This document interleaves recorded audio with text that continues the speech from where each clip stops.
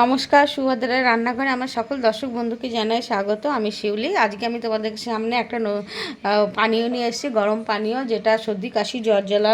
এখন weather change হচ্ছে, গরম কোনো দিন বেশি ঠান্ডা, যার জন্য প্রত্যেকটা মানুষের ঠান্ডা লেগে যাচ্ছে। এই পাচনটা, আমরা এটাকে পাচন বলি, তোমরা কি বলো আমাকে একটু জানাবে।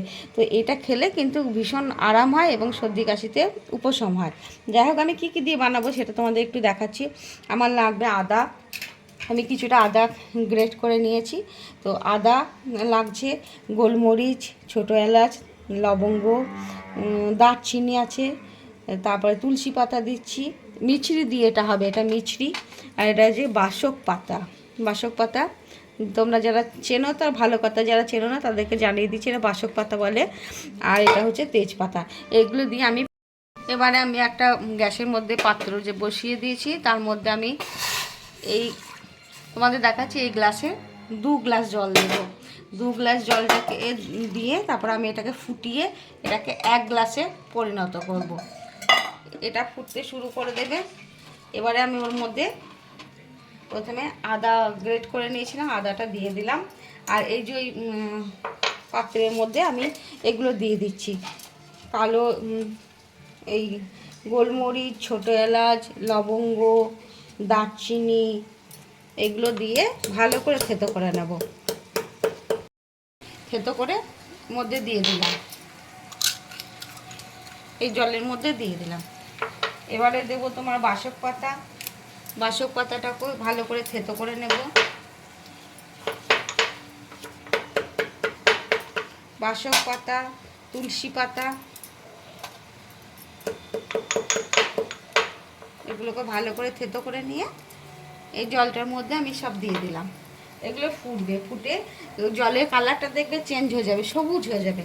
একটু ফুটুক, তারপর আমি মিছরিটা দেব। মিছরিটাও আমি একটু গুঁড়ো করে নিচ্ছি। এবার আমার জলের কালারটা কীরকম সবুজ পড়া হয়ে গেছে। হ্যাঁ, এই নির্যাসগুলো সব বেরিয়ে গেছে, যার জন্য কালারটা সবুজ হয়ে গেছে।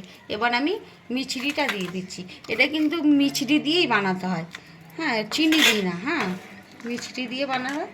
আর দরকার হলে খাওয়ার সময় একটু গ্লাস বা কাপে যে খাবে তাতে একটু মধুও দিয়ে দিতে পারো। মিছরিটা কম দিলে খাওয়ার সময় একটু, যখন গরমটা একটু কমলো তখন একটু মধুও দিয়ে দিতে পারো। এবার এটা ফুটে যাবে আর একটু, তারপরে আমি এটাকে ছেঁকে নামিয়ে নেব। আমার এটা হয়ে গেছে, পানীয়টা একদম রেডি। কালারটা দেখেছো তোমরা? এবার এটাকে আমি ছেঁকে নেব। আমার গরম পানীয় রেডি এবং সার্ভ করে দিয়েছি। এরা এইভাবে তোমরা একবার অবশ্যই বানাবে, বানিয়ে খাবে, খেয়ে আমাকে জানাবে তোমাদের কেমন লেগেছে। এবং এটা খুব স্বাস্থ্যকর, উপকারী একটা জিনিস। বারবার বলছি, এই ঠান্ডায়, বর্ষাকালে, ঠান্ডাকালে তোমার এগুলো ভীষণ উপকারী দেয়। তো তোমাদেরকে সবাইকে অসংখ্য ধন্যবাদ, অনেক অনেক ভালোবাসা। আর এই বড়দিনের অনেক শুভেচ্ছা, ভালোবাসা। আর সামনে নিউ ইয়ার, তো নতুন বছরের জন্য সবাইকে জানাচ্ছি যে তোমার সবাই নতুন বছর ভালো কাটুক, সবারকার ভালো কাটুক। তোমরা সবাই ভালো থেকো, সুস্থ থেকো, আনন্দ থেকো। আর তোমাদেরকে সকলকে অনেক অনেক ভালোবাসা, অনেক নমস্কার, ধন্যবাদ।